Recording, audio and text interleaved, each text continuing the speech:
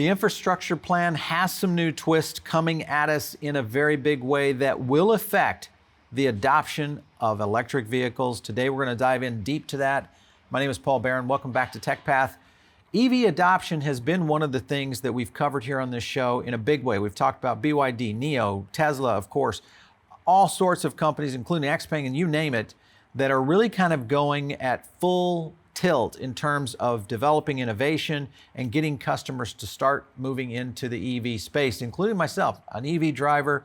And of course, all of this is, of course, the issue that we're talking about today. Let's jump to this story. This was done by Utility Dive, which is bipartisan $973 billion infrastructure proposal alarms the EV advocates with annual surcharges on vehicles. You can bet it is an alarm because this is going to really propose some very interesting things. The brief that they put out here, basically it's a bipartisan group. There's 21 senators involved in this. And when you look at where all of these measures play out, what this really boils down to is that they've agreed to put together a taxation system on electric vehicles, and this is most likely going to come at an annual percentage. The EV surcharge is part of the broader $973 billion infrastructure proposed by 10 Dems, 11 Republicans. The advocates, of course, are opposing this. And then, of course, the biggest reason they're opposing this is that this potentially could slow down the entire element of where this is going in terms of adoption. All right, so let's jump to the story here, which is bipartisan $973 billion infrastructure proposal alarms EV advocates, which is definitely going to be the case. When you look at the rundown that they did, bipartisan group, 21 senators, basically both obviously Dems and Republicans rolling in on this. The surcharge is what appears to be going to be an annual program that will be affecting EV owners as you maybe go in like we do here in Florida and you pay for your registration. In fact, here in Florida, we already have this in place. The likelihood is the question is going to be how much are we going to be paying for these surcharges? So this is an interesting quote. Let's be clear. EV taxes are not about boosting revenue or creating fairness. Should they be rejected? And they should be rejected as a pay for in any infrastructure. This was by Joe Britton, and this is the zero emission guy. So basically what he's saying here is we've got to reject this. This essentially is being propped up by the oil and gas industry to slow EV adoption and to continue oil and gas consumption, which of course gets gas taxes and all those elements in. And I want to break into all of those components, including the gas taxes. But if you look further down, it's not clear if Biden would accept the surcharge on electric vehicles, and I've got a story on that. In terms of creating fairness, they should be rejected as a pay for any infrastructure. This was the Joe Britton quote. And then you've got this whole point here of Bernie Sanders saying the same thing, who basically said, hey, I'm not in on this game. This is definitely kind of a counterproductive component of this whole infrastructure program. And I think the issue here is going to be very key on where these gas tax comparisons to EV surcharges, you have to look at. So let's take a look at this. I want to break down the gas taxes and what you need to know. So this was a quick piece from Investopedia that basically kind of breaks down the key things that are happening, but I wanted to flow into the actual state right here. So you can kind of see this gas taxes by state. I'll go to Florida because that's the one we're in. 4 cents right here on the standard gas tax, and then other taxes and fees at 30.7 cents, bringing in us at a 34.7 cents gas tax right there. This right here, if you calculate this out on 10,000 miles a year, comes to around $350. 10,000 miles a year, average vehicle consumption, say 30 miles per gallon. That's how much you're going to pay in gas taxes overall when you're driving an ICE car, a regular ICE car. So that's the thing that is really up against this. When you look at, one, you're already paying more for an EV in most cases. Now, the advantages, of course, is the infrastructure does include the discussion of these credits for EV owners, all the way up to $12,500 being discussed if you're an American-made EV, $7,500 if it's others. This is going to be a very interesting factor. Now, granted, that could be on the plan for maybe a little while. I don't anticipate this being a long-term plan, where the EV surcharge, I do anticipate the government making this a long-term program. And in fact, most likely we'll see this as a step-by-step process in raising these rates over years. So this is going to be a big factor, I think, in the future ownership of EVs, and especially around the overall cost. Now, I want to go to an EV report. This was done by Bloomberg, and essentially it was an outlook that kind of looked at everything, and that is terms of what cars are and what levels are being done. Passenger cars, 4% of EV share. You see the buses, things. We just did a video on this for BYD, big electric vehicle bus manufacturer here in the U.S. And then you have the 2 and 3 wheelers, which are really more on the scope of the rickshaw type product, which is in a lot of the Asian countries that really kind of utilize it. And then vans and trucks, big market there. Some new companies kind of moving in this place, including companies like Workhorse and Oshkosh, which are trying to get into that for the obviously the U.S. mail system. But when you look at where some of this stuff is going and where the net zero emission plan is, look at these growth rates. From 2020, let's go to cars. 2020, around 4% in terms of adoption. By 2030, we jump up to 34% in terms of adoption, 2040, 70, and then all the way in 2050 to 88% of adoption. Now, this is huge because we're talking about in 30 years, basically the use of gas and petrol would be eliminated from our society. The likelihood is this could probably happen faster.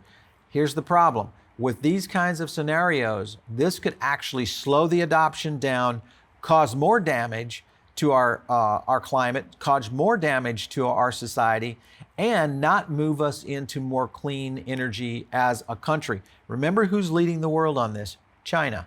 China is leading the world on this. They are very big advocates of all their EV manufacturers, and their market continues to grow dynamically. This is something I think is just really bad for the United States. It's a bad program. Now, granted, I want to pay for the infrastructure because paying for the infrastructure is going to be able to get us to the next level. That's going to be able to get adoption up. It's going to get everybody comfortable with that range anxiety and the whole thing. I agree with all that. And I'm cool with fees as long as we don't structure these to where they're just a constant pain on the EV marketplace. Where I would suggest, and I'm hoping they're looking at this, is starting to split these fees off into a variety of different areas. Over from the White House, this was just in from MSNBC. This was the note, or a quick quote from President Biden, who basically just said, listen, we're not in for a Ford F-150 tax. There it is. He said it. I'm not sure why others are. Now, the likelihood is Biden is probably going to back up on this, I would think. I anticipate that he's going to be a little bit more weak-minded on where this is going to go. This is going to hurt, I think, the EV market adoption rate, but it will pay for infrastructure. It will get us into the infrastructure speed very quickly. It's a two-edged sword that I think we just are going to have to deal with and or understand, hopefully, what's more important. Is it more important for us to get to a point of adoption, or is it more important for us to get more creative on how we pay for this infrastructure bill? So over to a quick news item from Team BHP. This was interesting because this is basically saying that this is going to go to $400 annually as a gas tax replacement, which, as I earlier explained, is that for a car that's doing 10,000 miles a year, 30 miles an hour or 30 miles per gallon, a nice vehicle, you're paying about $350 in taxes, at least here in the state of Florida. So that's kind of a comparison. It's a good trade-off, I think, in the same sense that as an EV owner, you are paying more for the EV, but you're getting the tax credit, at least in this round, in the coming rounds in the next few years, and you're, of course, going to get the $400 a year gas tax, which is basically the EV tax. Here's a note that was in this. However, EV advocates have found that the states may also have a registration fee for electric vehicles, $50 to $200. That's currently in the case of Florida.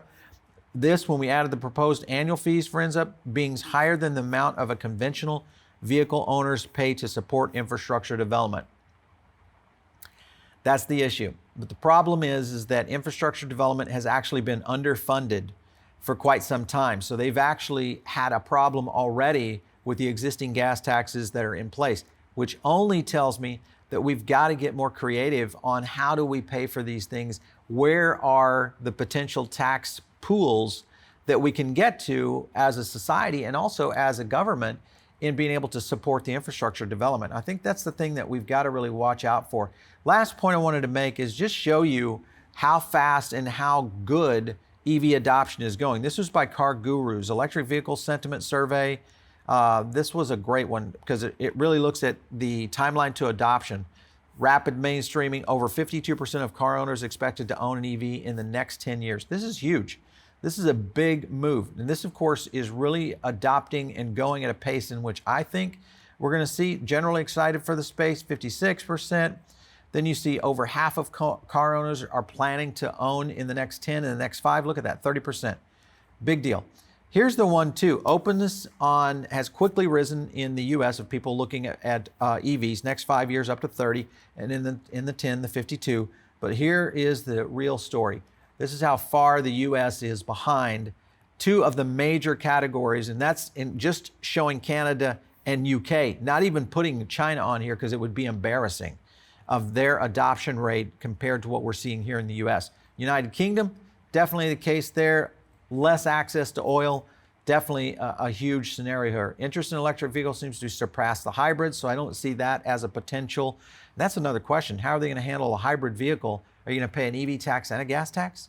Both? Is that going to be the more expensive vehicle to drive? I don't know. These are things that I just feel like we have to get past these kind of scenarios. Now, can this help or hurt Tesla is the question. The infrastructure plan helps Tesla and all, because right now, Tesla being the leading EV manufacturer here in the U.S. Ford coming up quickly, I think, with the Ford F-150, the Lightning.